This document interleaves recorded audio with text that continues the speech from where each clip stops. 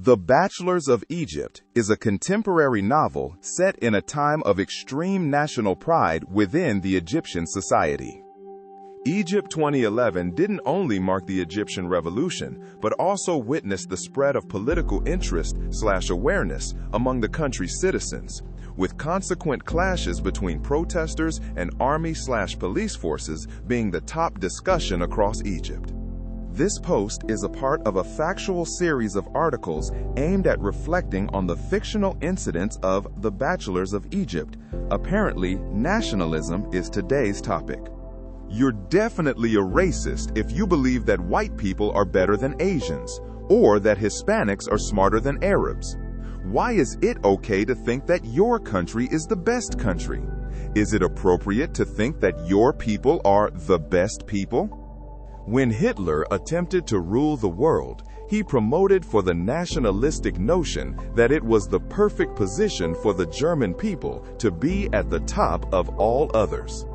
To achieve a high level of public support, Hitler had to promote the idea that Germans were the smartest, the most competent, the fittest, and the best.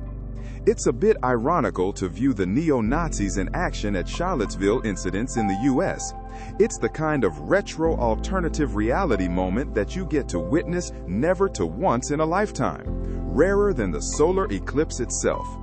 Nazism was primarily based on Aryanism, the racist concept that Aryan people possess superior abilities to govern and organize societies, closely related to Nordicism, which advocated the existence of the hypothetical Nordic race, an ideology of racial separatism. For some reason, Nordic people were perceived to have superior abilities, and in order to maintain their super genes, it was for the world's best interest that Nordic women would only give birth to pure Nordic breeds.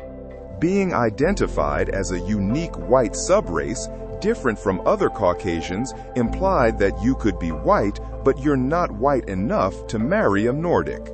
Being a Nordic meant that you were equitable, truthful, individualistic, competitive, and racially endangered, unlike those who were labeled as Alpine, Mediterranean, or any other Caucasian subraces. The hypothetical Nordic race wasn't exclusive to Scandinavians. If you were tall, fair-skinned, with light-colored eyes and a long skull, residing in other parts of Europe, you may yet qualify as a Nordic. Congrats! Nationalism in Egypt. Nationalism has always been a heavily promoted virtue in Egypt. However, it was used as an elastic term that may indicate several meanings over the years. Under President Gamal Abdel Nasser, 1954 to 1970, the term had a regional connotation as an expression of the Egyptians' affiliation with Arab nations.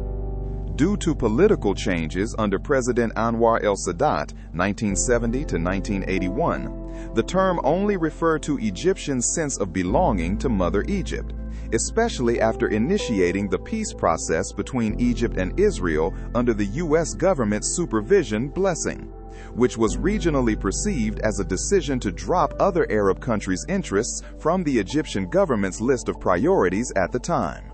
Egypt's regional influence kept decreasing during the 30 Years era under President Mohammed Hosni Mubarak, 1981 to 2011. Unlike Nasser and Sadat, Mubarak didn't offer any ideological explanations for his political decisions. Not only nationalism, but almost every political term at the time maintained a vague meaning or a different set of meanings among different groups of Egyptians. Accordingly, after the 2011 Egyptian Revolution, the rising sense of belonging that was mixed with hopes for a better future have led different groups to have different nationalistic dreams. Some thought Egypt will rise from the ashes and become a leading nation. Some thought it was a great chance for the country to regain its regional pan-Arab influence, while others thought it was the perfect time for Egypt to lead Muslim nations, indeed after applying Islamic law within the state. The only common feeling was the sense of nationalism, a sense of belonging to a nation that is yet to be formed/reformed. Statements such as, "Proud to be Egyptian," and a proud Egyptian were spread over Egyptians' social media profiles. Apart from the extreme sense of belonging, times of revolutions are usually encouraging for most citizens to express their unpopular thoughts and reflect on a global philosophical legacy that was built over centuries. Karim Adel, a fictional character in the Bachelors of Egypt novel, had a different view on nationalism within the same era of national pride. Nationalism was created by dictators to let people feel better about their nation-serving choices, often used by opposition figures to persuade the same people to reject the same choices, all built on emotional senses of belonging without a bit of logic. Karim Adel, Chapter 5, The Bachelors of Egypt. Better nations versus a better world. The most livable locations in the world are typically cities within some of the developed countries. According to the Economist Intelligence Unit, the list of the top 10 includes 1. Melbourne, Australia. 2. Vienna, Austria. 3. Vancouver, Canada. 4. Toronto, Canada. 5. Calgary, Canada. 6. Adelaide, Australia. 7. Perth, Australia. 8. Auckland, New Zealand. 10. Hamburg, Germany. The most livable cities were chosen based on factors of stability, healthcare, culture and environment, education, and infrastructure. Citizens of a least livable city don't necessarily seek immigration to the most livable ones. They usually just need to move to a somehow livable location. According to the same report, a 50 or less rating means that most of life aspects are severely restricted in these cities. In such cases, immigration isn't considered an attempt to improve a living status. Instead, it's merely the means to fight for your life. P.S. In addition to the Economist's report, similar reports were developed by other institutions, such as Moncol and Mercer, removing or adding a few other supercities like Berlin and Tokyo. Immigration is usually a complicated process that often turns to be impossible to achieve for most citizens of the unprivileged countries.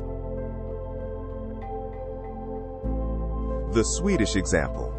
Brief guidelines to obtain a work permit in Sweden. Citizens of Nordic countries can freely live and work within Sweden without registering with the migration agency. Unlike citizens of other countries, they just need to register with the tax agency. Nordicism at its best. EU citizens are entitled to work in Sweden without a permit. All you need is a valid passport or a national ID card to visit Sweden and start looking for a job. Well, you may not be Nordic, but you're still white enough. For non-EU citizens, an official employment offer should be obtained from a Swedish employer first. The employer needs to provide evidence that the job was advertised within the EU/EEA for an adequate period of time, and a good match for employment wasn't found among citizens of these regions, along with a few other financial restrictions. Even if you're white, you don't have a white nationality. There are a few exceptions to the rule. Citizens of Australia, Canada, New Zealand, and South Korea aged 18 to 30 can also apply for a working holiday visa for up to 1 year. Racism and ageism combined. Sweden is just an example. Other developed countries have different sets of more severe, less severe restrictions. Yet obtaining a work permit in Sweden could be a dream for millions around the world. What about immigrating to Canada? Well, it sounds great.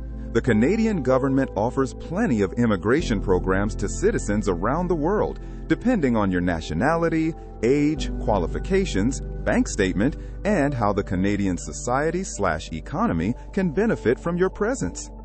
It's logical that the government would be interested in attracting people who will fit well within the society and add value to the country's economy. Let's review this example of an Egyptian family that currently resides in Canada, who were at risk of losing their chance at a PR, permanent residency, because one of the family members was diagnosed with autism. His application was flagged because people with autism are considered a financial burden on the system. Despite his academic achievements at school and his athletic achievements in the city of Toronto, in order to stay in Canada, his parents still had to prove that this young man didn't have autism. His mother, a teacher at Toronto District School Board, posted this article with details on how autism shaped her family's life. Similar signs of discrimination exist within different countries, even the developing ones. In Egypt, for instance, if you'd like to visit a museum, a temple, or even the pyramids, the price of your ticket depends on your nationality. Lowest prices for Egyptians. Little more expensive prices for Palestinians. More expensive prices for citizens of other Arab nations. Most expensive prices for citizens of any other country. Leaders of the modern world have created a new set of conventional criteria for smoother discrimination processes. Instead of setting the rules in your favor/disfavor based on the color of your skin, the rules are set based on birthplace. Racism was first criminalized because people didn't get to choose their race or ethnicity. It's time for the world to realize that no one has chosen to be born in Nigeria, and no one has worked hard to be born in Germany. In this world, pre-birth options are simply unavailable. Back to the novel's time and place. As for Egypt 2011, it's worth mentioning that many of the Egyptian expats who were residing in different places around the world flew back to the country after the 18 Days Revolution. They thought the country's status will change, and their own abilities, knowledge, experiences will finally be valued and utilized within their own country. The myth of a successful 18 Days Revolution was beyond tempting. It made everything seem possible. Mixing love and hope can form the most flammable motivation. Months/years later, people started to realize that nothing has changed and there are no signs of future progress. Those who flew back to their home country needed to fly forward to their former countries of residency. Sadly, some were unsuccessful. Moreover, the rebels of January, whether those who were affiliated with the Muslim Brotherhood, other political factions, or free players who were seeking justice, started immigrating to other countries.